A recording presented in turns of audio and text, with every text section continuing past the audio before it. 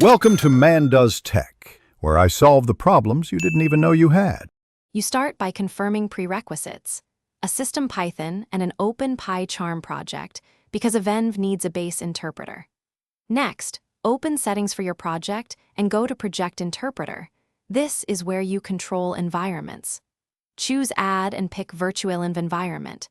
You can create a new env to isolate dependencies or point to an existing interpreter if you already made one. Make sure to name the environment clearly.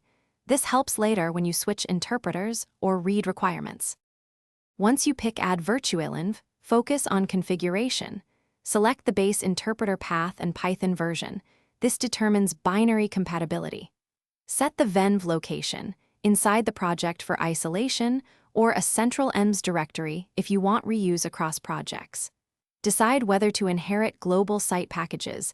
Generally avoid that for clean installs. You can also mark the environment available to all projects, but be cautious. Shared envs can create hidden cross-project dependencies. After creation, make sure Pycharm shows the new interpreter in the project selector. This ensures run and terminal use the Venv.